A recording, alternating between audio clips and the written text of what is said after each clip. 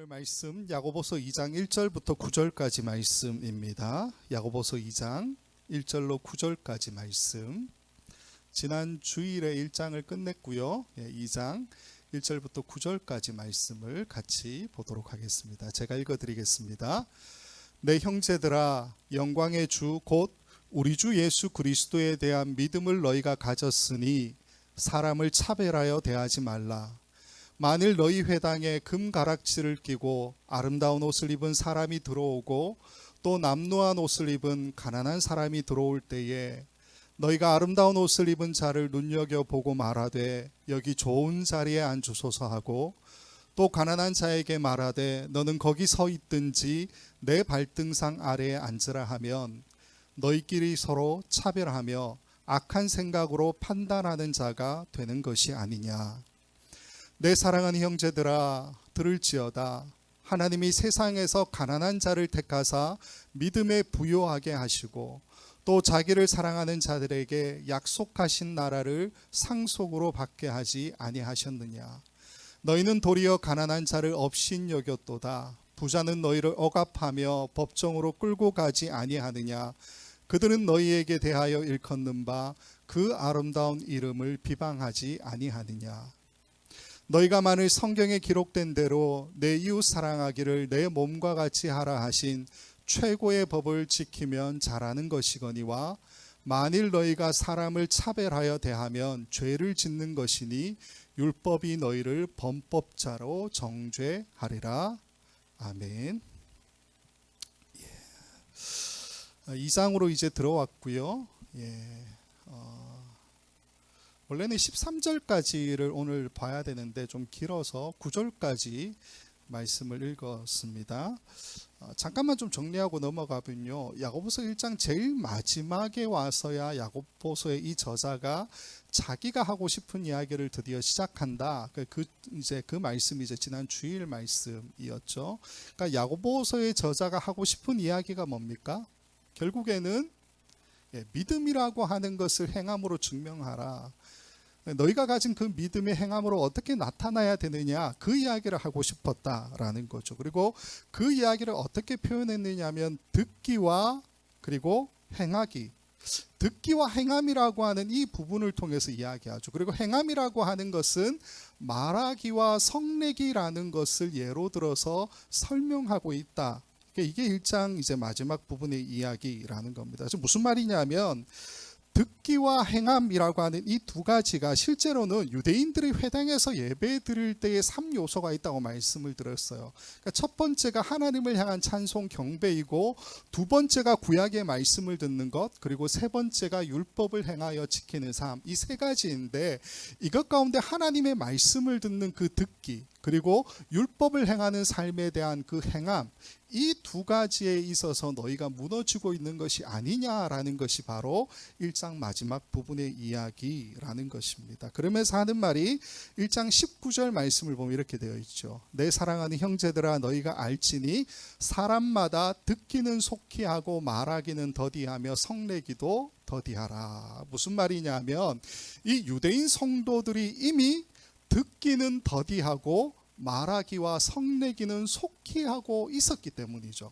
그러니까 거기에 대해서 반대로 지금 알려주고 있는 이야기라는 겁니다. 즉 듣기는 속히 하고, 속히 하다라고 하는 이 말 자체가 어떤 말입니까? 신속하게 재빠르게 준비가 된 그 상태로 들어라, 이 이야기죠. 그리고 말하기와 성내기는 더디하라. 더디하라라는 말이 느리게, 둔하게, 소극적으로, 이런 이야기를 담고 있는 말이라는 거죠. 자, 이 모습이 되어야 되지 않느냐라는 이야기를 하면서 25절에 이렇게 이야기합니다. 1장 25절에 자유롭게 하는 온전한 율법을 들여다보고 있는 자는 듣고 잊어버리는 자가 아니요 실천하는 자니 이 사람은 그 행하는 일에 복을 받으리라. 이 말씀이 결국 1장의 핵심 결론이다라고 말씀을 드렸고요.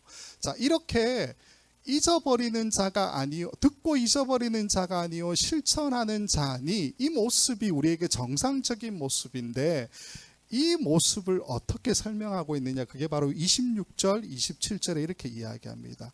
누구든지 스스로 경건하다 생각하며 자기 혀를 제갈 물리지 아니하고 자기 마음을 속이면 이 사람의 경건은 헛것이라. 하나님 아버지 앞에서 정결하고 더러움이 없는 경건은 곧 고아와 과부를 그 환난 중에 돌보고 또 자기를 지켜 새 속에 물들지 아니하는 그것이니라. 이게 무슨 말이냐 하면요, 바로 이 부분에서 유대인 성도들이 무너졌죠. 그러니까 과거에도 너희의 조상들이 무너졌기 때문에 예수님 오시기 400년 전에 그들이 나라도 잃어버리는 상태가 되었고요, 성전도 무너지게 되었고, 모든 사람들이 다 뿔뿔이 흩어지는 결과가 나타나지 않았느냐. 근데 지금 당신들도 그러한 결과를 반복하고 있다라는 지적을 하고 있는 말씀이라는 겁니다.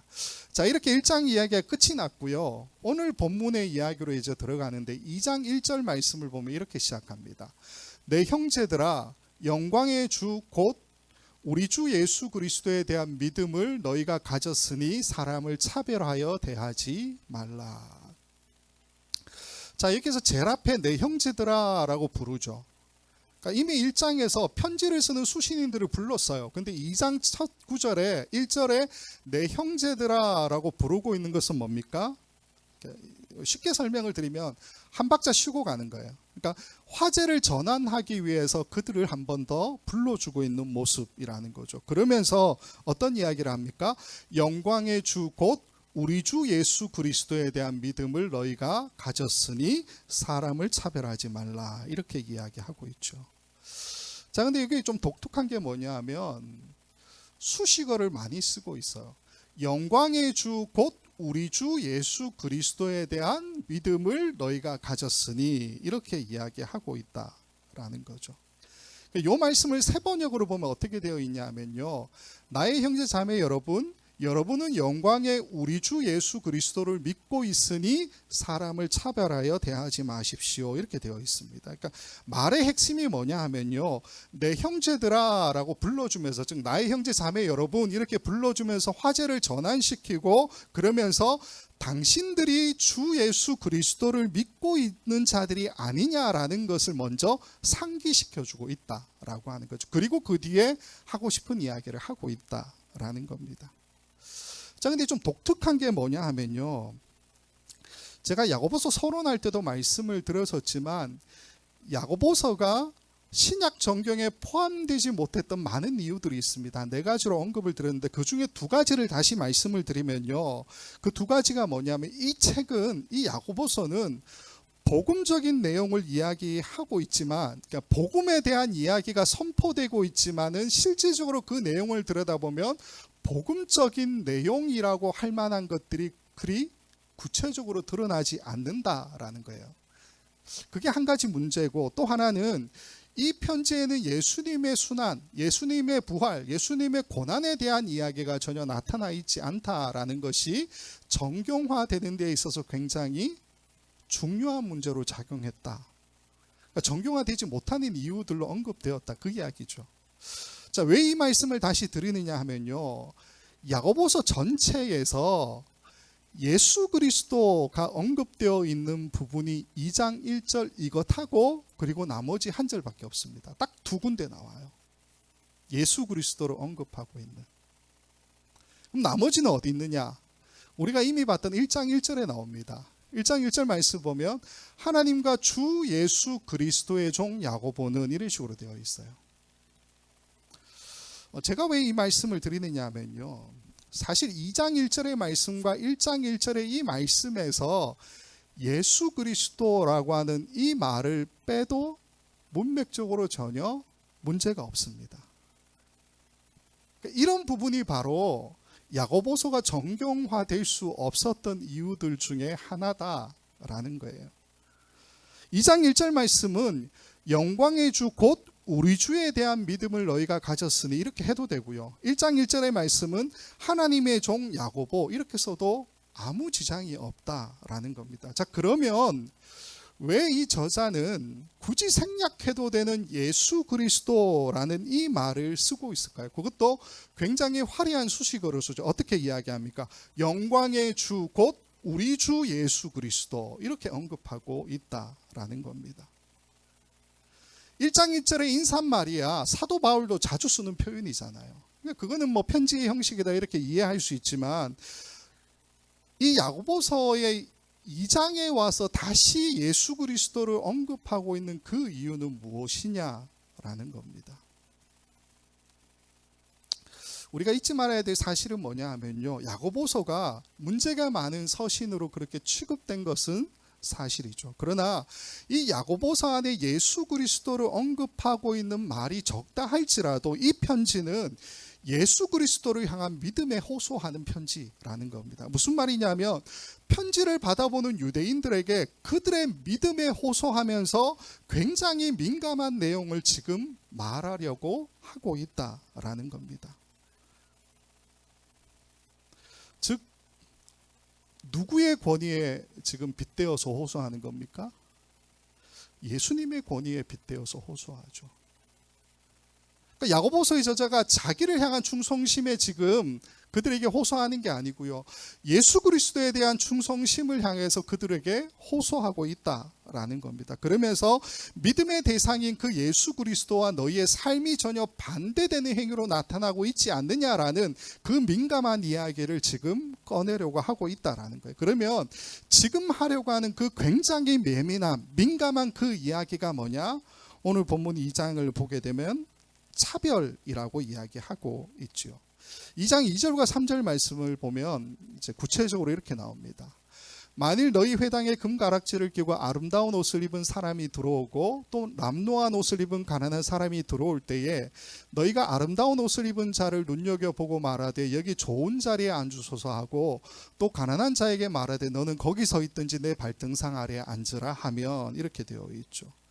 자, 정리하면 2장의 이야기는 어떻게 시작되느냐 하면요, 이 야고보서의 저자가 가장 예민할 수 있는, 민감할 수 없는 차별에 대한 이야기를 꺼내려고 하는 건데, 이 이야기를 꺼내면서 내 형제들아 라는 말을 쓰면서 화제를 전환시키기도 하고요, 그리고 영광의 주 곧 우리 주 예수 그리스도라는 말을 쓰면서 그들의 믿음에 호소하면서 굉장히 조심스럽게 지금 이 차별에 대한 이야기로 접근해 나가고 있다라는 겁니다.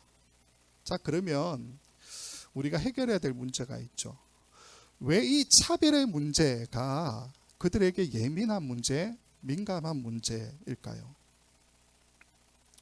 사실 오늘 본문 안에서 지적하고 있는 이 차별의 문제는 사회적 문제를 이야기하고 있는 것이 아닙니다.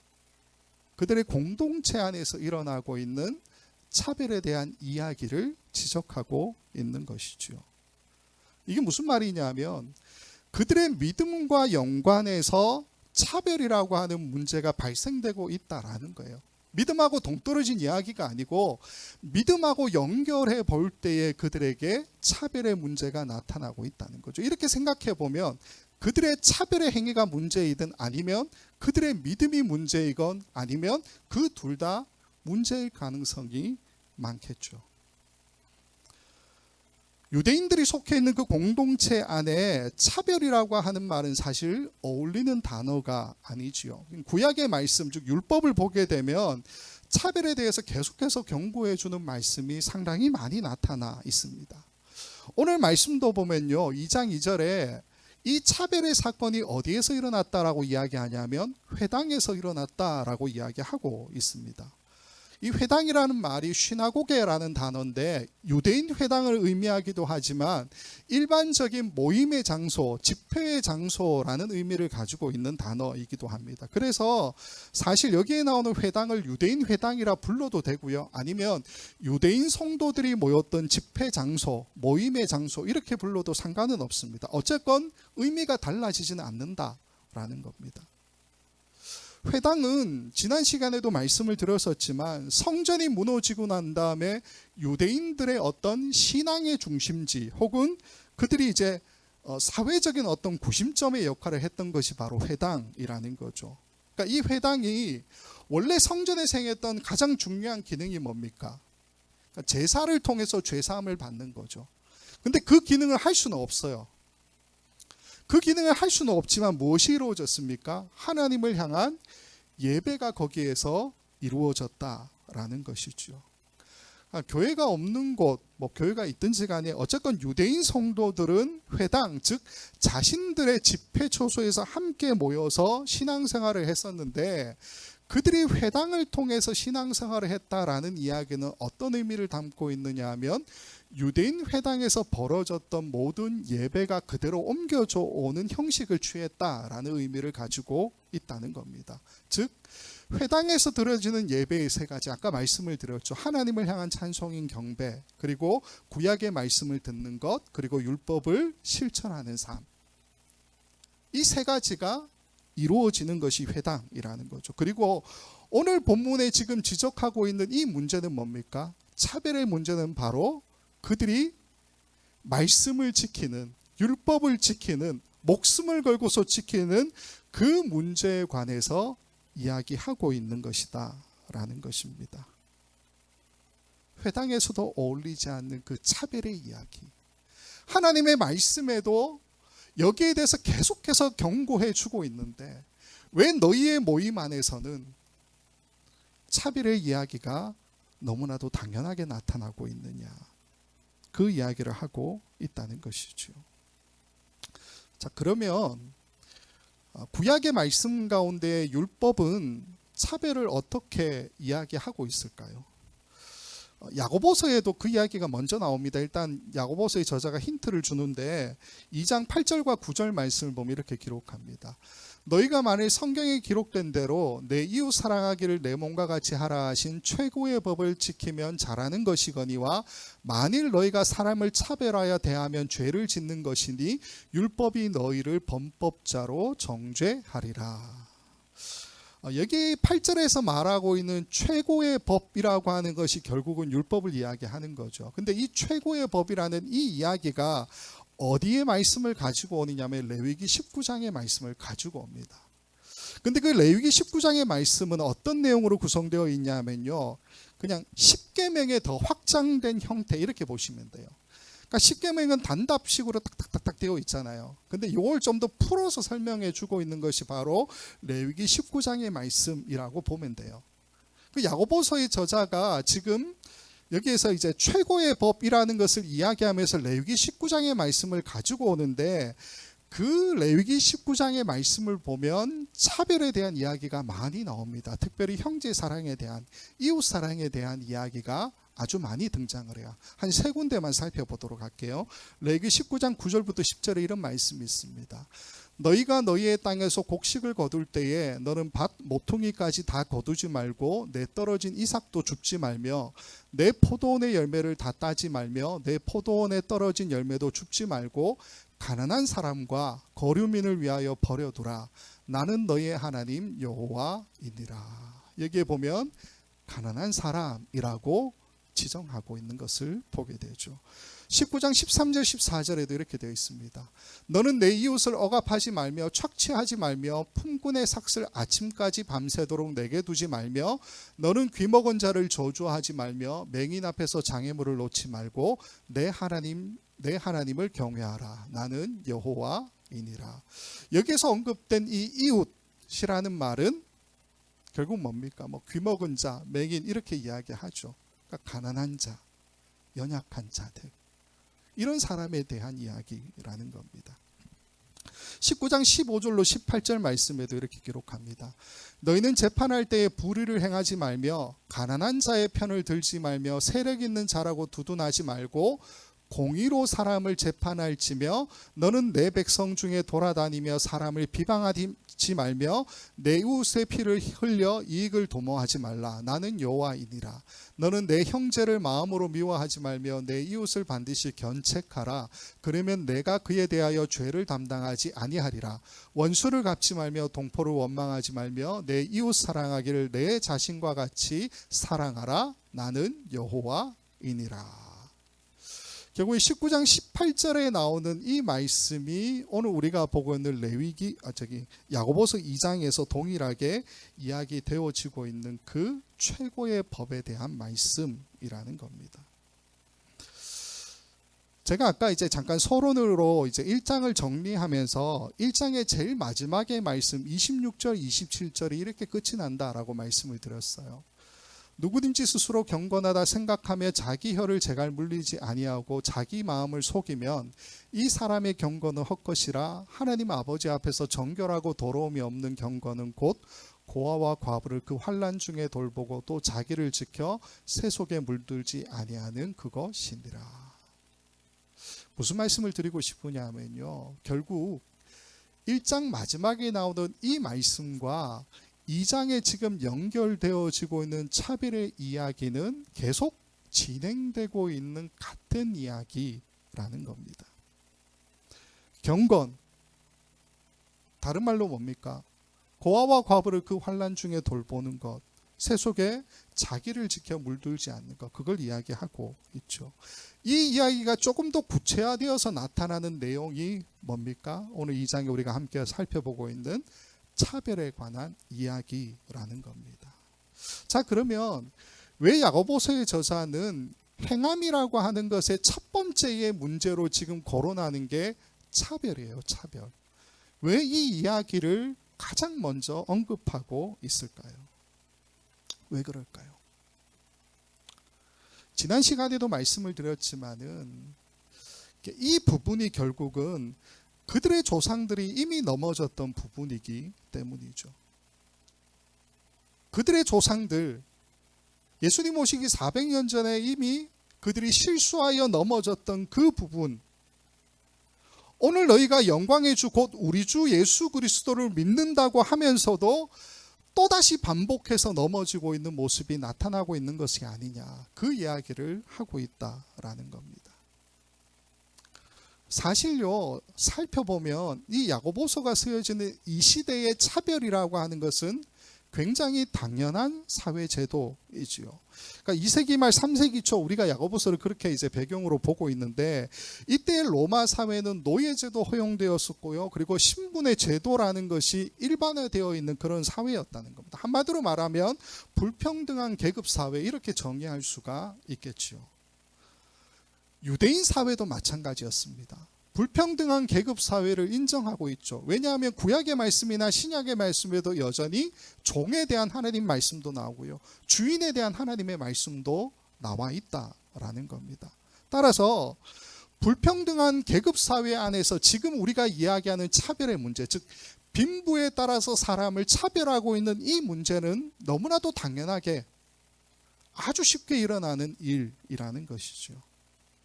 그러니까 지금 우리 사회처럼 뭐 사회주의, 민주주의, 자유주의, 공산주의 이런 개념이 없잖아요, 이 당시 사회가.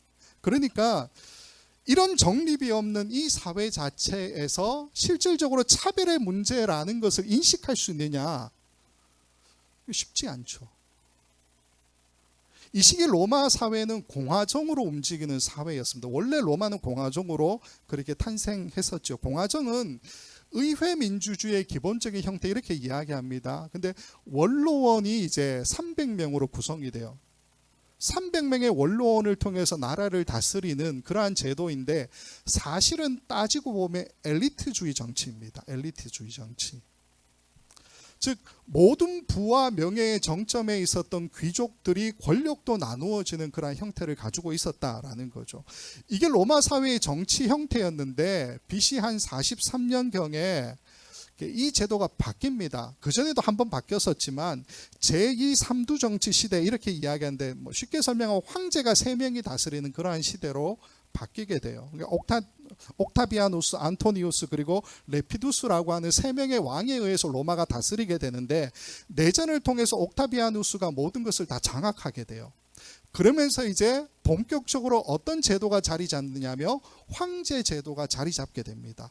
그 이후에 이제 오현제 제도라고 하는 것이, 오현제 시대라는 것이 열리면서 거의 한 200년 동안 황제가 다스리는 나라, 이런 제도가 확립이 되게 됩니다. 즉 공화정의 정치가 무너지고요, 황제 한 사람이 모든 중앙의 정치를 집권하는 이러한 시기가 바로 지금 야고보서가 쓰여지는 시대적 배경하고 겹쳐지는 시대였다라는 거죠.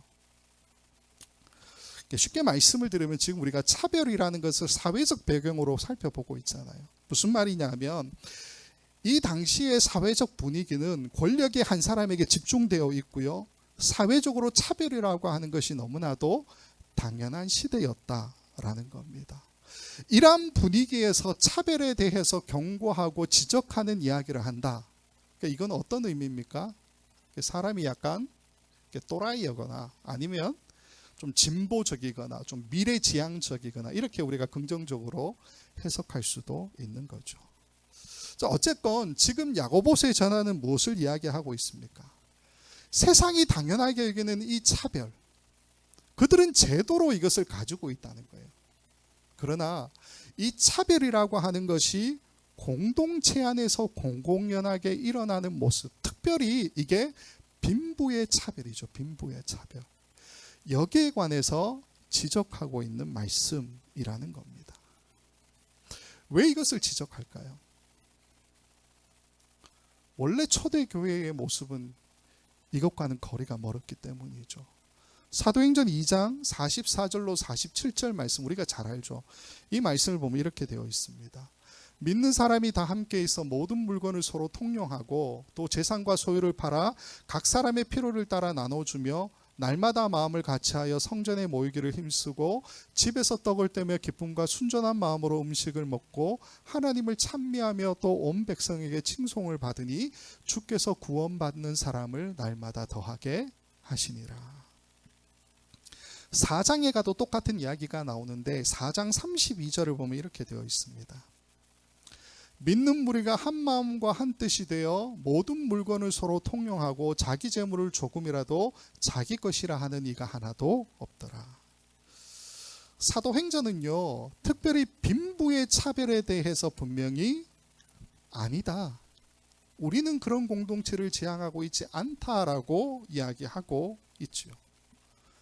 그리고 이 빈부의 문제, 즉 물건을 서로 통용하는 것으로 차별의 문제를 해결하고 있는 이 모습이 외적인 어떤 외부로부터의 강한 압력 때문에 일어나는 일들이 아니라 그들 스스로, 즉 믿는 무리가 한 사람 한 사람이 함께 모여 자발적으로 그 일을 행하고 있다라는 것을 분명히 이야기하고 있지요. 이런 공동체, 믿음의 공동체에서 차별이란 말은 어울리지 않는다라는 겁니다. 근데 지금 이 모습이 야고보서의 저자가 지적하는 유대인 성도들 안에서는 일어나고 있다라는 거죠.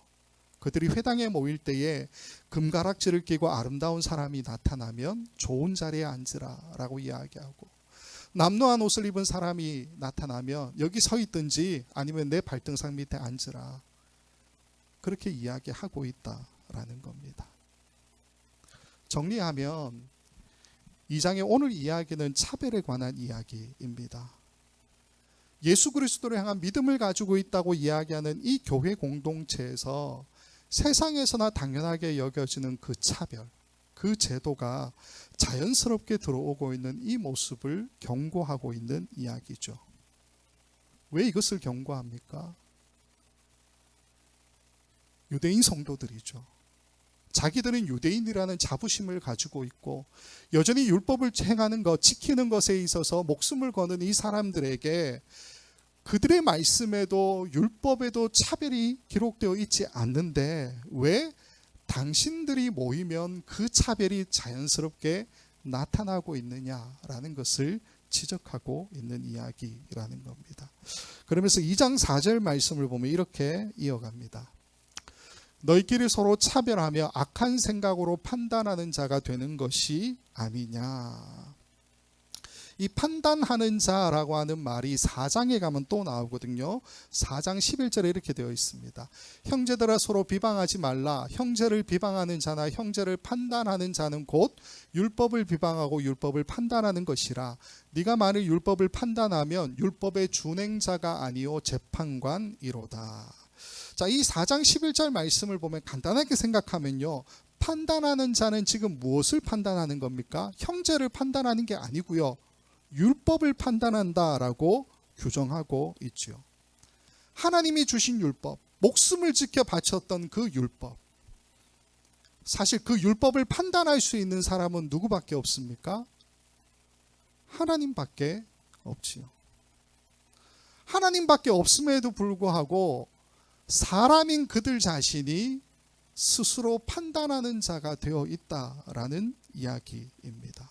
그래서 하는 말이 뭡니까? 마지막에 보면 율법의 준행자가 아니요 율법을 지키는 자가 아니요 재판관이로다, 판단하는 자로다, 이렇게 이야기하고 있습니다. 성경을 보면 판단하는 일은 하나님께 속한 일이다라고 기록하고 있습니다. 이사야 49장 4절 말씀을 보면 이렇게 이야기합니다. 그러나 나는 말하기를 내가 헛되이 수고하였으며 무익하게 공연히 내 힘을 다하였다 하였도다. 참으로 나에 대한 판단이 여호와께 있고 나의 보응이 나의 하나님께 있느니라. 로마서 11장 33절에도 이렇게 이야기하죠. 깊도다 하나님의 지혜와 지식의 풍성함이여 그의 판단은 헤아리지 못할 것이며 그의 길은 찾지 못할 것이라. 즉 하나님이 판단하시는 주체라는 이야기이죠. 그리고 또 하나가 하나님의 말씀이 우리를 판단한다, 그렇게 이야기합니다. 지난번에도 봤지만 히브리서 4장 12절에 이렇게 기록하고 있습니다. 하나님의 말씀은 살아있고 활력이 있어 좌우의 날선 어떤 검보다도 예리하여 홍과 용과 및 관절과 골수를 찔러 쪼개기까지 하며 또 마음의 생과 뜻을 판단하나니. 다시 오늘 2장 4절하고 4장 11절 말씀을 좀 보여주시면요. 2장 4절에 나오는 판단하는 자라고 하는 이 말이 헬라어로는 크리테스라고 하는 단어인데 뜻은 맞아요. 판단하는 사람, 재판관, 중재자, 정의를 행하는 행정관, 이런 뜻을 가지고 있는데 이 뜻 말고도 분명하게 콕 집어서 무엇을 이야기하느냐 하면 사람을 심판하시는 하나님이라는 뜻도 가지고 있습니다. 즉 크리테스라고 하는 이 단어, 판단하는 자는 실제적으로 누구에게 적용이 되는 이야기입니까? 하나님에게 적용되는 단어라는 거예요. 그래서 4장 11절 제일 마지막에 보면 재판관이라는 단어가 나오는데 이 단어가 크리테스라는 단어입니다. 근데 문제는 뭐냐? 이 재판관이라는 단어를 지금 누구에게 쓰고 있습니까? 형제를 비방하고 형제를 판단하는 자, 율법을 판단하는 자, 누굽니까? 유대인 성도들에게. 오늘 우리들에게 그것을 이야기해주고 있죠. 우리가 그렇게 했다라는 이야기입니다. 반면에 4장 11절에 보면 판단하는 이라는 말이 두 번이 반복되는데 이 말은 실질적으로는 크리테스라는 단어가 아니고 크리노라는 단어를 쓰고 있습니다. 뜻이 뭐냐면 나누다, 조각내다, 선택하다, 고르다, 이런 뜻인데 이게 어떻게 번역되느냐 하면 호의적으로 판단하다, 중히 여기다, 더 좋아하다, 이런 식으로 판단되어서 오늘 우리 말씀에도 판단하는 자, 판단하는 것, 이렇게 이야기하고 있습니다. 제가 무슨 말을 드리고 싶으냐 하면요, 사람의 판단에 대해서는 크리노라는 단어가 쓰이고 있고요, 하나님께서 판단하는 것에 대해서는 크리테스라고 하는 단어를 쓰고 있다라는 겁니다. 즉 재판관이라고 하는 이 뜻의 크리테스라는 단어는 하나님의 판단을 의미하는데, 판단이 신의 속성이잖아요. 그렇게 따지면 하나님의 판단이라고 하는 것은 굳거나 치우치거나 정의와 공의가 무너지는 판단이 결코 아니죠. 근데 반면에 사람의 판단을 이야기하는 이 크리노라는 단어는 나누다, 조각내다, 선택하다, 고르다라는 뜻을 가지고 있어서 실제적으로 해석이 되는 이 단어의 뜻은 뭐냐 하면요, 우리는 기호와 목적과 관심에 따라 내가 중요한 것, 중요하지 않는 것, 내가 좋아하는 것, 좋아하지 않는 것으로 판단한다라는 뜻을 가지고 있는 단어라는 겁니다. 하나님의 판단과 사람의 판단은 차이가 있다는 거예요. 하나님은 치우침이 없고 변함이 없으신, 이 변함이 뭐라고 말씀을 드렸습니까? 변덕스러움이 없는 그 판단을 하시는 분이시죠. 사람인 우리는 불완전하고 한쪽으로 치우치고 내가 좋아하는 대로 판단하는 자라는 겁니다. 물론 성경 안에는 하나님께서 판단하는 능력을 인간에게 주셨다라는 이야기를 하고 있습니다. 시편 72편 1절을 보면 이렇게 이야기하죠. 하나님이여 주의 판단력을 왕에게 주시고 주의 공의를 왕의 아들에게 주소서.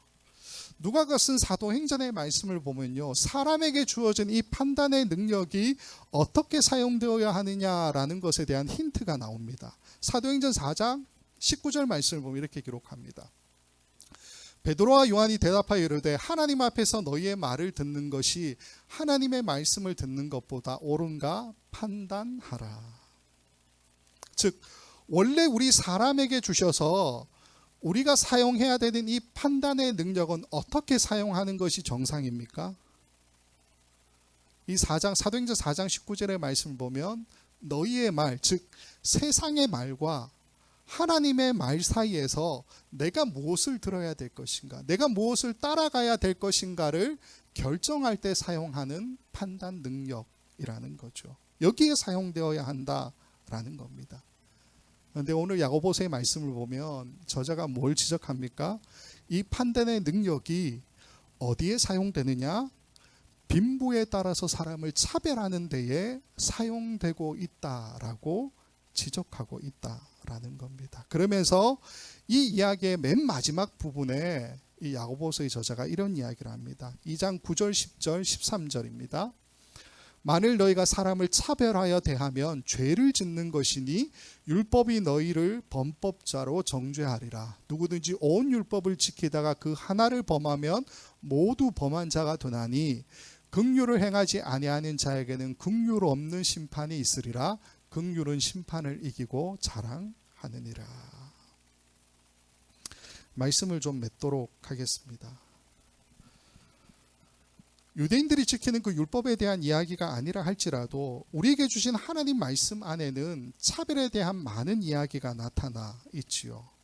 즉 레위기 19장에만 나오는 하나님의 경고가 아니라 차별의 이야기는 예수님도 말씀하셨고요, 우리가 당연히 따라가야 하는 하나님의 말씀이라는 거죠. 그리고 특별히 예수님은 이 차별의 문제를 해결하기 위해서 이 땅에 오셨다라고 이야기해도 과언이 아니지요. 누가복음 4장 18절 19절에 이렇게 기록하고 있습니다. 주의 성령이 내게 임하셨으니 이는 가난한 자에게 복음을 전하게 하시려고 내게 기름을 부으시고 나를 보내사 포로된 자에게 자유를, 눈먼 자에게 다시 보게 함을 전파하며 눌린 자를 자유롭게 하고 주의 은혜의 해를 전파하게 하려 하심이라 하였더라. 이 차별의 문제가 우리 아이들이 학교에서 왕따 당하고 따돌림 당하고 이지매 당하고 이런 이야기만은 아니죠. 성숙된 성인들 사이에서도 일어나는 일이고요, 민족과 민족, 나라와 나라 사이에도 일어나는 일이고, 이 땅에 뿌리 깊게 박혀있는 우리 인간들의 본성, 이기심에 관한 이야기이고 시대로 막론한 모든 인류 사회의 문제점이기도 하다라는 겁니다. 즉 우리가 외면한다고 해서 외면할 수 있는 문제가 아니다라는 것이죠. 성경은 이 차별의 문제를 해결하기 위해서 예수님께서 자기 목숨을 내어주셨다라고 우리에게 분명히 이야기합니다. 그리고 그렇게 자신의 목숨을 주셔서 만든 것이 바로 하나님의 교회 공동체다라고 이야기하고 있지요. 근데 야고보서의 저자는 그 하나님의 공동체 안에 있어서는 안 되는 차별이 나타나고 있다는 것을 이야기하고 있습니다. 그리고 세상이 이런 교회 때문에 사회적 차별의 문제를 겪고 있는 것은 아니냐라고 이야기하고 있죠. 예나 지금이나 그렇죠. 부자는 좋은 자리에 앉고 또 권력을 누리고 사람들의 인정을 받죠. 교회 안에서 그들은 직분을 얻고요, 중요한 자리에 앉아서 중요한 사람으로 대접받고 있지요. 반면에 가난한 사람들은 모든 사람의 관심 밖으로 밀려나는 것 아니겠습니까? 한국에서 목회할 때 반성을 많이 하게 됩니다. 그때 생각하면. 당연히 그런 분위기였고요. 무슨 말이냐면 자기 교구 안에서 중요한 사람을 뽑으라 그러면 1번이 부자들이에요. 부자들. 네. 그 1번 가운데서도 우선순위는 또 누구냐면 그 부자들 가운데서 장로님들, 안수 집사님들, 권사님들. 가난한 사람이 교회를 잠시 떠나는 일은 크게 문제가 안 돼요. 신방하라 그러고. 그러나 부자인 사람, 교회 안에 권력을 쥐고 있는 사람이 잠시라도 교회를 떠나는 갈등하는 모습을 보이기만 해도 그 교구를 담당하고 있는 부교육자는 살이 떨립니다.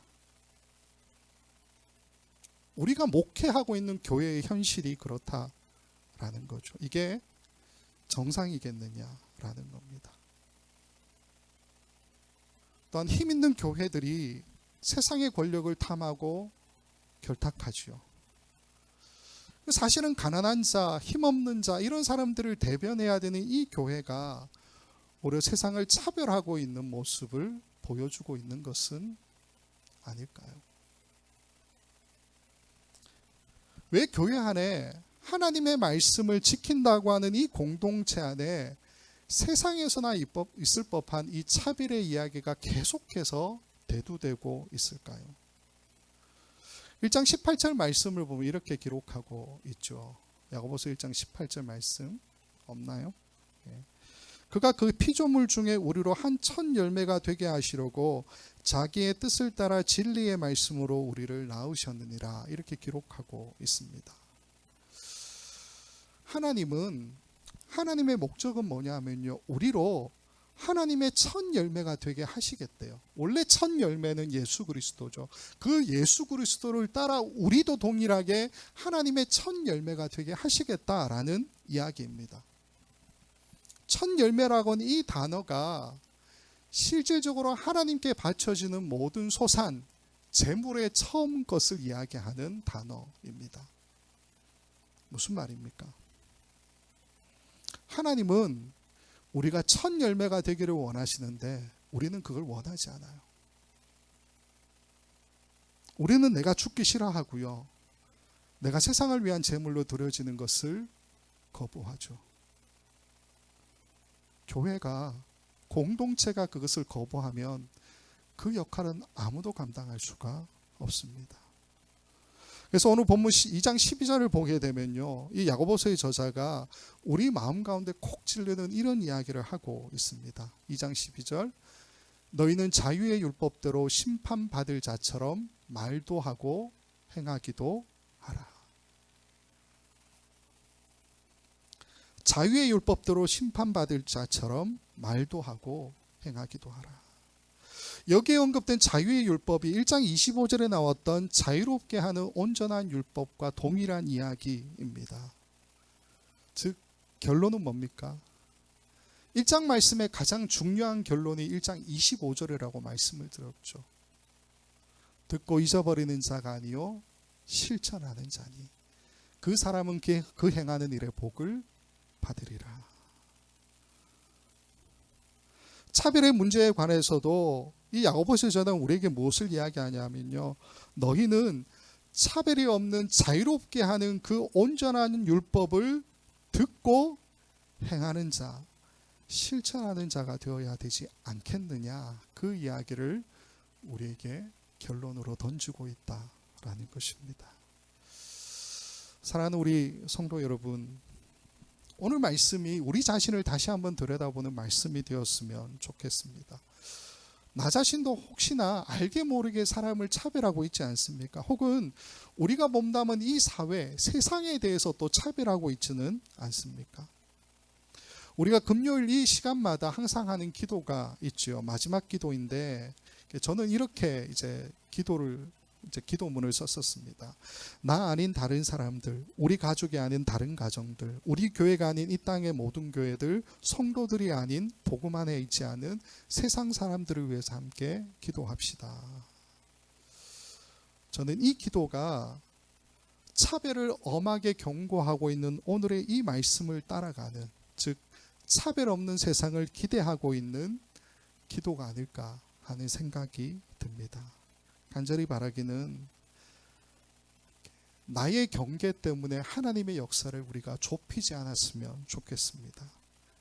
하나님의 기준으로 우리가 가야 되는 그 기도와 삶을 확장하는 저와 여러분이 되기를 간절히 바라고요. 그래서 차별이라고 하는 이 문제에 관해서도 우리가 믿음을 가지고 있다면 행함으로 실천으로 이 차별을 없애는 데에 한 몫을 감당할 수 있는 저와 여러분 모두가 되었으면 좋겠습니다.